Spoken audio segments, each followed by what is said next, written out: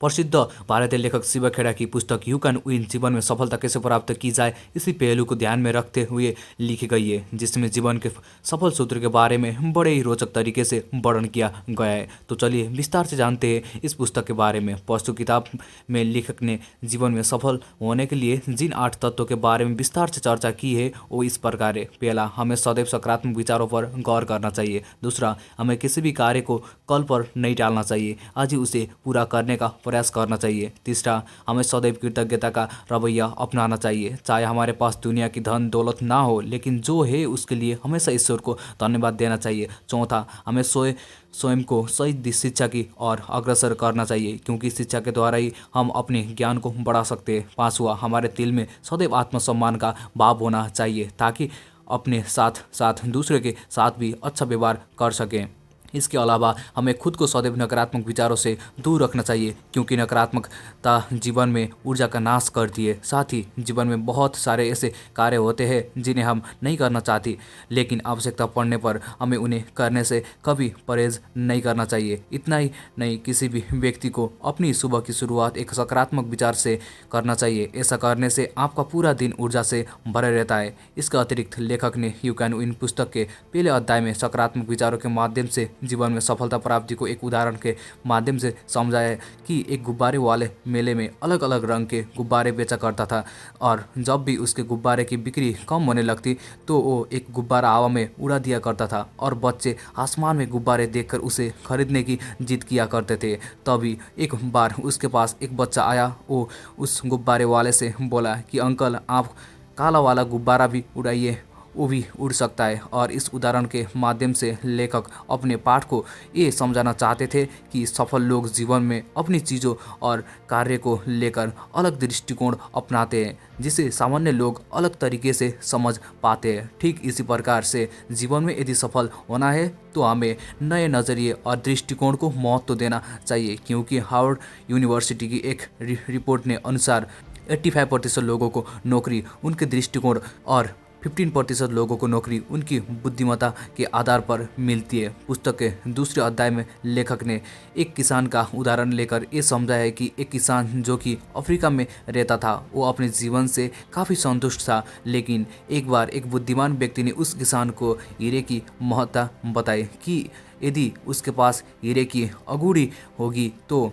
उस शहर का मालिक बन जाएगा, और कई सारे हीरे होंगे तो वो एक पूरे देश पर राज कर सकता है। जिसके चलते वो किसान काफ़ी परेशान रहने लगा और हीरे को खोज में इधर उधर भटकता रहा।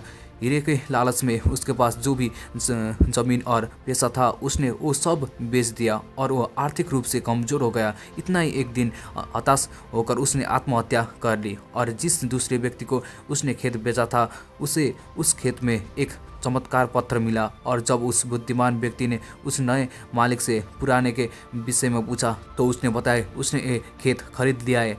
तब जाकर उस बुद्धिमान व्यक्ति ने खेत का सही विश्लेषण कर नए किसान को बताया कि ये खेत हीरो के एकड़ से भरा पड़ा है, जिसके माध्यम से लेखक ने ये समझाने की कोशिश की है कि प्रकृति सबको अवसर देती है, बस अवसर की तलाश करनी आनी चाहिए। इसके अलावा लेखक ने पुस्तक में व्यक्ति के दृष्टिकोण को प्रभावित करने वाले कारण को वातावरण, अनुभव और शिक्षा पर भी विस्तार से चर्चा की है। इस प्रकार लेखक ने जीवन में सफल होने के लिए जिम्मेवार कारणों के बारे में पूर्ण रूप से व्याख्या की है। यू कैन विन किताब की महत्वपूर्ण बात है।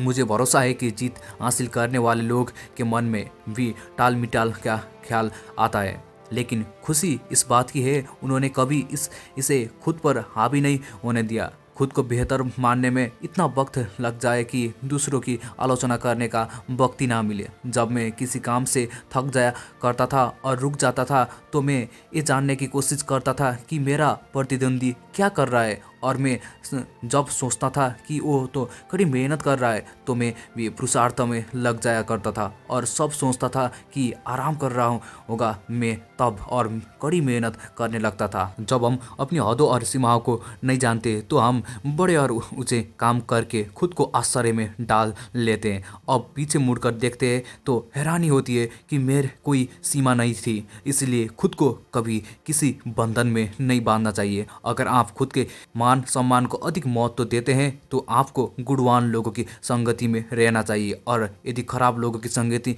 हो तो उसमें अच्छा होगा आप अकेले रहे। कुछ लोग बार बार यही दलीलें देते हैं कि मैं जब चाहूँ इन बुराइयों को छोड़ सकता हूँ, पर वो ये बात महसूस नहीं कर पाते कि इच्छा शक्ति के मुकाबले बुरे असर ज़्यादा प्रभावी होते हैं। कथनी और करनी में समानता होनी चाहिए। अगर कोई कहता कुछ है और करता कुछ है तो आप कैसे उसका यकीन करोगे? अगर लोगों को ये मालूम चल गया कि इस सफलता को प्राप्त करने में मुझे कितना श्रम करना पड़ा है तो उन्हें मेरा कर्म कभी भी आश्चर्यजनक नहीं लगेगा। बस एक चीज़ है जिसे जीता नहीं जा सकता, और अगर हम जीतते हैं तो भी हारेंगे, और अगर हारते हैं तो भी हारेंगे। दुनिया की सबसे अच्छी और सबसे सुंदर चीज़ों को ना तो देखा है और ना ही छुआ ही जा सकता है, उन्हें दिल से महसूस किया जाना चाहिए। इस प्रकार हम उम्मीद करते हैं कि यू कैन विन की बुक समरी को सुन के आपके दिमाग में अवश्य सकारात्मक विचार आएंगे और एक किताब आपके जीवन में एक सच्ची मार्गदर्शक